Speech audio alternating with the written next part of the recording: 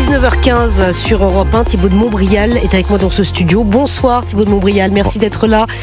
Vous êtes avocat et président du Centre de réflexion sur la sécurité intérieure. On a évidemment énormément de questions à vous poser ce soir. Beaucoup de questions, parce que votre parole est assez rare, Thibaut de Montbrial. Donc je vous remercie vraiment d'être là dans ce studio. Et d'abord, je voudrais peut-être avoir votre regard sur la situation de la France, avant de rentrer peut-être dans le détail, avec cette note de la police qui a été remise, qui est assez édifiante. On a des chiffres qui sont catastrophiques, on se dit les choses catastrophiques.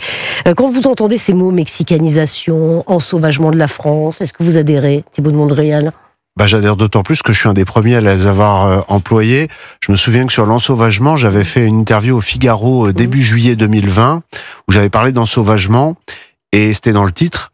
Et le lendemain ou le surlendemain, Gérald Darmanin, qui venait d'être nommé ministre de l'Intérieur, a repris ce terme. C'était la première fois qu'un ministre en exercice utilisait cette expression qui, à l'époque, m'avait valu d'être traité de je ne sais quel extrémisme, parce que j'employais un mot qui n'était pas dans le langage politique conventionnelle, mais la réalité, il faut la dire telle qu'elle est, et c'est précisément parce que trop longtemps elle a été feutrée que les gens n'en peuvent plus du décalage entre la façon dont les choses sont exprimées et la façon dont les choses se passent. Quant à la mexicanisation, moi je parle depuis 2 ou 3 ans, pour des raisons très précises dont on va parler, de sud-américanisation. Bruno Retailleau, lui, a pris la mexicanisation, mais c'est un peu la même chose. Il vous a un peu copié, Thibaut de Montbrial. Je ne sais pas s'il m'a copié, oui, mais s'inspirer. Mais ce qui est très intéressant, c'est que ça correspond à une réalité très précise qui est la suivante. C'est l'affaiblissement continu de l'État qui aboutit à ce que d'autres entités prennent par la liberté qui leur est laissée par la faiblesse de l'État de plus en plus de place dans la vie sociale française. Cette place se conquiert par la délinquance, par la violence, par l'intimidation. Et c'est exactement ce qui s'est passé dans les pays d'Amérique du Sud. Et ce qui nous arrive, on va en parler, avec les gens qui sont enlevés dans la rue, avec des ouvertures de feu sur les fonctionnaires, avec la corruption dont on ne parle pas assez et qui galope. La corruption, c'est exactement. La corruption, c'est très intéressant, Thibaut de Montbrial. La corruption de qui ? La corruption de policiers, la corruption de fonctionnaires, de greffiers, la corruption, on commence à le murmurer, de certains magistrats, c'est-à-dire la corruption de gens qui incarnent des institutions régaliennes qui normalement sont le pilier du bon fonctionnement d'une démocratie.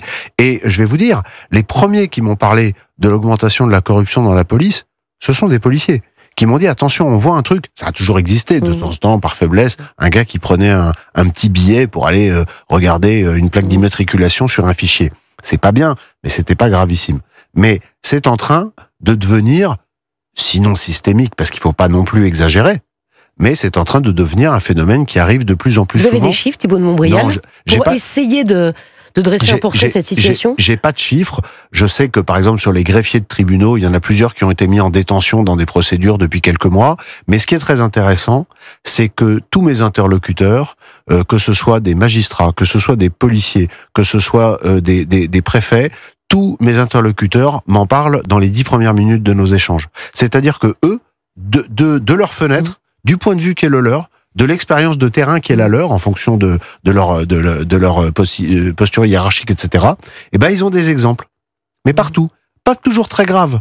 Mais chacun a un exemple maintenant. Donc mais c'est un phénomène qui est totalement logique. Les deux mamelles de l'extension des mafias dans un pays, c'est la violence et l'intimidation, y compris contre les agents de l'État, et la corruption, notamment d'agents de l'État. Mais comment en est-on arrivé là, Thibaut de Montbrial? On a l'impression, effectivement, les Français arrivent à entendre ces termes, ensauvagement, les termes de voyous. Ça fait très peu de temps, en fait, qu'on les utilise dans le vocabulaire.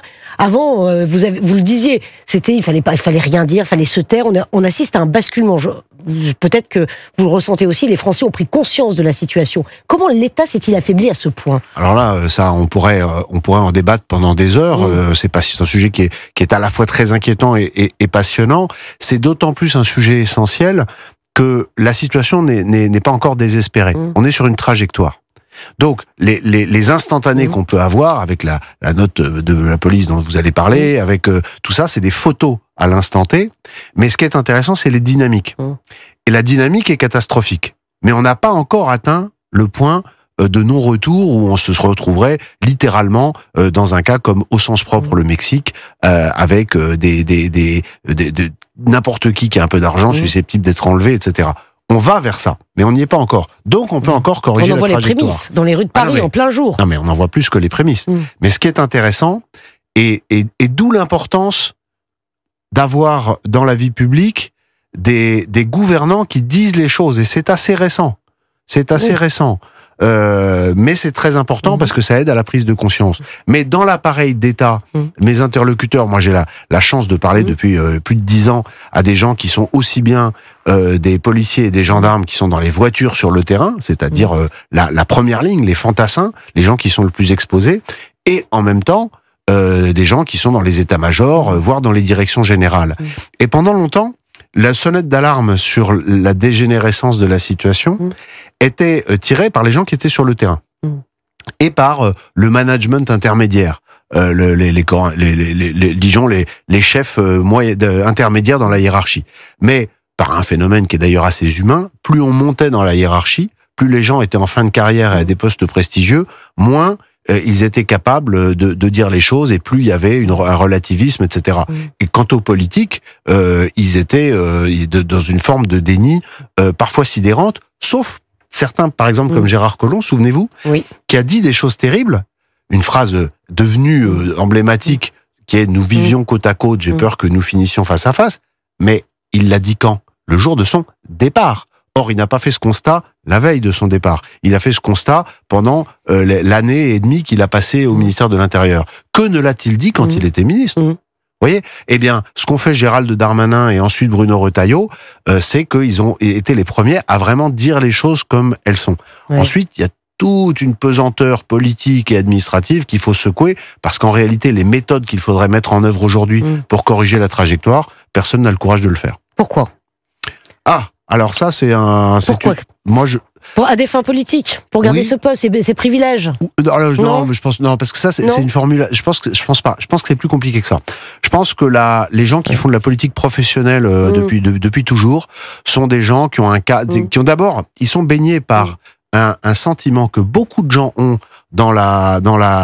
chez les élites médiatiques notamment, mais pas seulement, même chez les élites économiques, c'est de penser que la formidable prospérité et l'état de paix que connaît notre pays depuis 70 ans est éternel. Évidemment, ils n'ont rien connu d'autre. Moi, j'ai 56 ans. Je n'ai connu que la paix et la prospérité. Comme je m'intéresse à ces questions, je vois la situation dégénérer très vite depuis 10-15 ans. Mais je suis très inquiet de là où on va. Je suis déjà, pour tout vous dire, inquiet de là où nous sommes. Mais c'est parce que je vis là-dedans. Y compris d'ailleurs avec les inconvénients qui vont avec. Mais les gens qui sont au poste où ils ont le pouvoir de changer les choses, de prendre des décisions, ils ont beaucoup de mal à voir la gravité de la situation. Je vous parlais tout à l'heure d'une tendance et d'une trajectoire. Ils ont beaucoup de mal à concevoir jusqu'où pourrait aller cette trajectoire, parce que quand on vit en paix depuis 70 ans, on a beaucoup de mal à comprendre que la paix n'est pas éternelle et qu'il faut se battre pour la conserver. C'est vrai pour la paix internationale, c'est aussi vrai pour la paix intérieure. C'est très important ce que vous dites parce que les chiffres sont édifiants. Je les ai sous les yeux. Cette note de la police judiciaire, Thibaut de Montbrial. Assassinat et tentative d'assassinat, plus 33%. Entre 2021 et 2024, il y a eu 525 victimes, dont 110 tués. Il y a 173 villes également qui sont touchées par des règlements de compte. Je vous donne plusieurs chiffres. En 2024, contre 144 en 2021, on voit également que les villes moyennes de province, et ça fait un petit moment, sont gangrénées également par le trafic de drogue. On a l'impression que la situation nous échappe. Quel est votre regard sur ces chiffres? Les phénomènes de rupture, ils vont toujours en s'accélérant. C'est comme les toboggans. Ça commence un tout petit peu doucement, et puis tout à coup ça accélère, et il y a un moment où on atteint un point de non-retour, et c'est la chute. Il faut avoir conscience que les deux grandes structures qui nous attaquent, jusque maintenant, on n'a parlé que du grand banditisme, de ce qu'on appelle la criminalité organisée, le narcotrafic en termes un peu plus familiers, mais il y a aussi l'islamisme, qui est un phénomène extrêmement inquiétant. Et qui, les deux, ont comme point commun, parfois il y a des liens entre eux, pas toujours, mais parfois il y a des liens entre eux, et ils ont comme point commun, ce que je disais tout à l'heure, c'est-à-dire de profiter de la faiblesse de l'État et de l'incapacité de l'État à utiliser ses moyens juridique et technique, par manque de volonté politique. Oui, de volonté, de détermination. Parce qu'en réalité, là, le début de solution, ce serait que l'État applique et soutienne ses fonctionnaires dans l'application de la loi, il n'y a même pas de loi à changer, sur l'usage de la force. C'est-à-dire que si la police et la gendarmerie se mettaient à être intégralement soutenus, pas simplement par les chefs hiérarchiques, mais également par les autorités politiques et par la justice sur l'emploi de la force légitime, nous aurions une dizaine de voyous tués par semaine. Je répète, nous aurions une dizaine de voyous tués par les policiers et les gendarmes chaque semaine. Il y aurait des enquêtes parce qu'on est en démocratie, mais en réalité, si ces gendarmes et policiers étaient soutenus en appliquant la loi, y compris dans l'usage de la force, très vite la trajectoire pourrait commencer à tourner. Mais que faut-il faire, Thibaut de Montbrial ? Vous dites des choses très vraies. Que faut-il faire pour que les choses changent ? Que la peur change de camp ? Parce qu'aujourd'hui, vous sortez dans la rue, vous dites même à Paris, en plein jour, vous pouvez vous faire kidnapper. Alors là, c'est sur fond de crypto-monnaie, mais on y arrive. Enfin, on y arrive de plus en plus. On est dans une violence de plus en plus présente. Mais Pascal de la Tour du Pin, vous venez d'employer une de mes expressions préférées. Il faut que la peur change de camp. Oui. Mais pour que la peur change de camp, il faut que le camp d'en face, parce que ce sont des gens qui sont en face, ce sont des ennemis, il faut que ces gens comprennent que nous retrouvons une détermination. Aujourd'hui, ce qu'ils voient, c'est que à des moments où la force pourrait être utilisée, les policiers et les gendarmes, souvent, s'auto-censurent, ou plus exactement, minorent leur degré d'engagement. Mais ils ont peur de quoi ? Mais ils ont peur des suites. Quand vous êtes policier aujourd'hui et que vous ouvrez le feu, il y a une enquête, encore une fois c'est normal, on est dans une démocratie, mais immédiatement, la personne est désarmée, elle est enlevée de la voie publique, et elle est traitée comme un grand brûlé. Pourquoi les politiques, Thibaut de Montbrial, ont peur de faire respecter la loi en France ? Mais parce que qui aujourd'hui dans la classe politique, parce que il est un homme ou une femme qui fait une carrière politique, qui va donc ensuite aller au gouvernement, sortir du gouvernement, garder des fonctions, etc. Parce que ce sont des gens qui ont beaucoup de mal à faire autre chose. C'est pas des gens qui ont d'autres métiers. C'est des gens qui ont tout à perdre et ils ont personne n'a envie, ou une très grande majorité de gens qui font ce métier, qui est par ailleurs d'une grande noblesse, et dont la plupart des gens dont nous parlons sont des gens qui sont sincères. C'est des gens qui sont sincèrement engagés pour aider les autres. Mais il y a une limite qui est celle de la pression qui est mise par la presse de gauche, par les associations, etc., qui est que dès que vous souhaitez mettre en œuvre un programme un petit peu réaliste et donc dur, regardez la façon dont c'est traité. Et donc, aujourd'hui, comme nous sommes dans une lutte avec des gens qui sont, donc, comme je disais, dans le camp d'en face, et qui sont soutenus, et ils le savent, qui ont un parti comme la France Insoumise a un intérêt objectif au soutien de gens qui veulent déstabiliser le pays. Donc, aujourd'hui, c'est extrêmement difficile pour un politique traditionnel de dire oui, il faut utiliser la force légitime et quoi qu'il en coûte. Le quoi qu'il en coûte, on parle de guerre et de quoi qu'il en coûte, mais dès qu'on parle de conséquences concrètes de guerre ou de quoi qu'il en coûte, il n'y a plus personne. Bon, c'est absolument passionnant, Thibaut de Montbrial. Vous allez rester avec nous, si vous le permettez. On a plein de sujets à aborder. Je pense qu'on n'aura pas assez de temps. On a plein de sujets à aborder, mais il faut quand même trouver des bribes de solutions pour essayer d'inverser la tendance. Mais on est d'accord. Je pense que les Français, d'ailleurs, les Français, juste ce petit sondage CSA, non, je le donne juste, ce sondage CSA pour Europe 1, le JDD, CNews, qui révèle que 72% des Français, 7 Français sur 10 estiment que l'insécurité est liée à la société dans laquelle nous vivons. Il faut peut-être faire bouger les choses. On continue d'en parler, Thibaut de Montbrial. J'ai quelques idées. Invité. Vous avez quelques idées, Thibaut de Montbrial. Vous avez quelques idées, vous allez nous les exposer. Il est 19h29. Et je suis toujours avec Thibaut de Montbrial dans ce studio. Véronique Jacquet nous a rejoint. Paul Melun également. Vous avez des questions à poser à Thibaut de Montbrial. Le temps est passé extrêmement vite. On a tellement de sujets à aborder.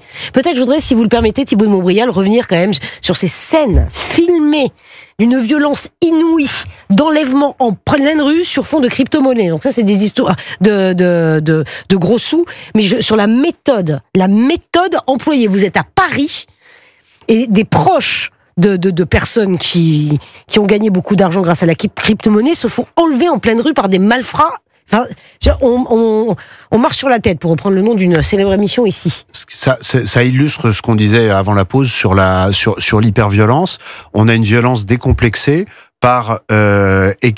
c'est sa structuration qui est intéressante. Mais elle vient d'où cette violence décomplexée avec des jeunes, des gamins? J'allais y venir. Ce qui est très intéressant aujourd'hui, c'est que vous avez des bandes qui sont pas du tout unies comme on pouvait avoir il y a 20 ans, il y a 30 ans. Il y avait des bandes, je me souviens du gang des Postiches, c'était des gens qui étaient ensemble tout le temps, ils étaient quelques-uns et ils vivaient ensemble. Là, vous avez des chefs, des commanditaires, dont certains d'ailleurs sont en prison, et ils ont un espèce de pool de jeunes qui sont des gamins, soit des mineurs, soit des jeunes majeurs, qui sont utilisés au coup par coup, au sens du coup, de la délinquance, et qui vont commettre soit des enlèvements, soit des attaques à domicile, des homejacking, qui est un phénomène d'hyperviolence dont on parle assez peu, mais qui est en très forte croissance également dans les grandes villes et notamment dans les quartiers huppés de l'ouest parisien.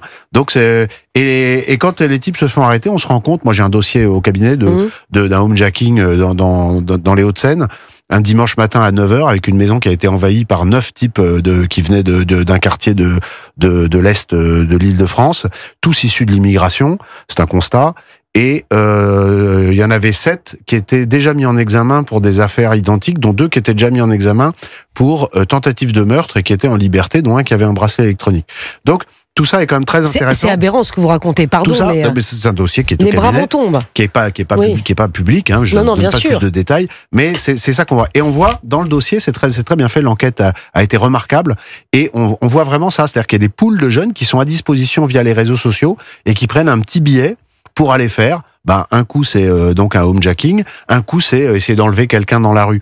Et plus l'État apparaît à leurs yeux comme étant faible, plus ils ont l'impression, qui est parfois fausse, qu'il n'y a rien à craindre de la justice, plus ils sont désinhibés. Et c'est vraiment sur cette tendance globale c'est cette tendance qu'il faut absolument casser. Et encore un mot, parce que c'est important, le phénomène de cette hyperviolence liée au crime organisé, l'augmentation récente, ça vient de la Hollande et la Belgique. Et on est en train de voir en France ce qui est arrivé il y a 2 ou 3 ans en Hollande et en Belgique, et qui a été dénoncé pour la première fois publiquement, très courageusement, par la procureure de Paris, Laure Becquio, une magistrate courageuse qui a fait une interview au journal Le Monde fin 2022 en disant attention, on est sur une pente très glissante, et en Hollande et en Belgique, on a des gens qui ne craignent plus, parce qu'ils ont des moyens financiers et de l'équipement d'armement aussi moderne qu'une armée, de s'en prendre à des magistrats, à des journalistes, aux enfants du roi de Hollande, il y a eu un projet, au ministre belge de la Justice qui a failli être enlevé et qui a été sauvé à une demi-heure près par les services de renseignement. Et donc ce sont des gens qui sont complètement désinhibés et qui commettent des actes de violence qui, par leur intensité et par les cibles qui sont les leurs, étaient encore inconcevables de façon structurée il y a quelques années. Ça arrivait de temps en temps, mais on en parlait pendant des jours et des semaines. Aujourd'hui, c'est susceptible d'arriver tous les jours, et les plans il y a eu un plan pour tuer un directeur de prison il y a pas très longtemps, on en a un peu parlé, pas beaucoup, ça aurait fait la une pendant des mois il y a 3 ans. Aujourd'hui, c'est des choses qui arrivent malheureusement de plus en plus souvent. Juste une chose, une fois qu'on a dressé cet état des lieux, que proposez-vous, Thibaut de Montbrial? Alors moi je propose depuis longtemps pour arrêter, parce que Thibaut de Montbrial expliquait qu'on n'était pas encore en chute libre, mais qu'on était sur un plateau pour éviter que ça dégringole. Il faut aujourd'hui impérativement, je vous l'ai déjà dit tout à l'heure, mais je le redis, moi j'ai théorisé ça, j'appelle ça le choc d'autorité. C'est-à-dire qu'à un moment, il faut mettre un coup d'arrêt, et ce coup d'arrêt il y a plein de mesures techniques, que je ne vais pas faire un catalogue ce soir, mais il y a des choses qui existent, et tout ne nécessite pas une majorité à l'Assemblée nationale. Il faut des réformes législatives, mais on a déjà beaucoup d'outils. Encore faut-il avoir le courage de s'en emparer pleinement. Et le premier d'entre eux, je le redis, et c'est mon message ce soir, c'est d'avoir un soutien administratif, judiciaire et politique aux policiers et aux gendarmes pour que enfin ils puissent employer la force légitime prévue par la loi, pas plus que celle qui est prévue par la loi, mais toute celle qui est prévue par la loi, et qu'ensuite ils soient soutenus. Il faut le dire très clairement, ça impliquera que des gens soient tués, non pas dans des expéditions illégales, mais ça impliquera que des voyous, dans le cadre de leurs entreprises criminelles et dans le cadre de la légitime défense et de l'usage de l'arme prévu pour les policiers et les gendarmes, que ces voyous-là soient tués, et que quand ça arrive, les policiers et les gendarmes, bien sûr qu'il y ait une enquête, mais que dès lors qu'il n'y a pas de faute manifeste, ils soient encouragés, remerciés et décorés.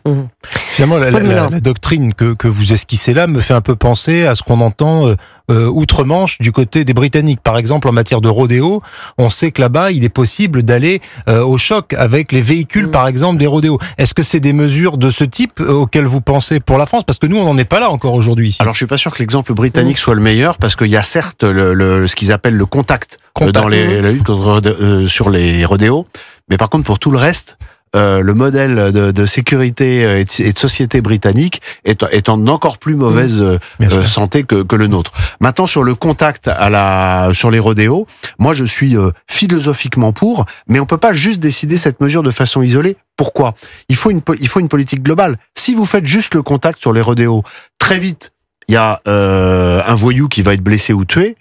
Et si vous n'intégrez pas ça, va s'enflammer. Oui, donc il faut faire ça dans un cadre. Il faut mettre en place des actions. Moi, je pense, c'est un peu long à expliquer, je vais pas le faire. Je dis juste qu'il y a une loi qui permet de le faire. C'est la loi de 55 sur l'état d'urgence, et que beaucoup de gens ont oublié qu'on pouvait avoir des états d'urgence territorialement ciblés. Donc on peut avoir un état d'urgence sur une petite partie du territoire, et pendant quelques jours ou quelques semaines, mettre en place des actions beaucoup plus vigoureuses avec des dérogations à la loi normale. Et je pense que si on le fait une fois, 2 fois, 3 fois, et qu'on a un gouvernement qui soutient ses fonctionnaires et qui assume le bras de fer idéologique avec les associations d'extrême gauche et la presse d'extrême gauche, tout le pays n'attend que ça. 80% des Français seraient pour. Et je dis juste une dernière chose qui est essentielle, c'est que les premières victimes de l'insécurité, c'est pas les gens qui vivent au centre de Paris, dans les quartiers bourgeois. C'est les classes populaires. Et donc, c'est une chose. Le premier devoir d'un État, c'est de protéger sa population. Et ce que je préconise, c'est en réalité un programme qui permettrait de libérer du double joug des narcotrafiquants et des islamistes, les classes les plus populaires qui n'attendent que ça. Véronique Jacquier. Oui, j'allais justement vous parler de ces états d'urgence qui concerneraient des territoires. Est-ce que vous dites, c'est ce qui manque à Bruno Retailleau pour aller plus loin, là, dans la guerre à mener contre le narcotrafic en particulier ? Je pense que pour mettre en place des politiques aussi spectaculaires, parce que c'est vraiment le mot, ce serait spectaculaire, et ce serait considéré par l'opinion même internationale, comme quelque chose de spectaculaire. Ça ne veut pas dire que c'est pas nécessaire, au contraire. Mais ce serait spectaculaire. Je pense que c'est très difficile d'envisager ça. D'abord, comme je vous l'ai dit tout à l'heure, je pense pas que des gens qui sont dans une trajectoire politique personnelle de long terme, dans une vie politique depuis le début, soient complètement structurés pour accepter toutes les conséquences de la mise en œuvre de ce genre de mesures. Mais surtout, je pense que c'est impossible d'imaginer ça dans un gouvernement qui n'a aucune cohérence propre et qui n'a pas de majorité. Et qui n'a pas de majorité à l'Assemblée. Mais ça me paraît indispensable que le sujet que j'aborde, c'est-à-dire le fait d'assumer la force légitime, soit dans le débat public pour les grandes campagnes nationales des années qui viennent. Eh bien, c'était passionnant. Merci infiniment, Thibaud de Montbrial, d'être venu ce soir dans le studio d'Europe 1. On n'a pas eu le temps d'aborder tous les sujets. J'espère que vous reviendrez prochainement. Avec grande joie, Pascal de la Tour du Pin. Bon, écoutez, vraiment passionnant. Merci infiniment. On va en parler, nous aussi, dans un tout petit instant. Il est 19h43 sur Europe 1.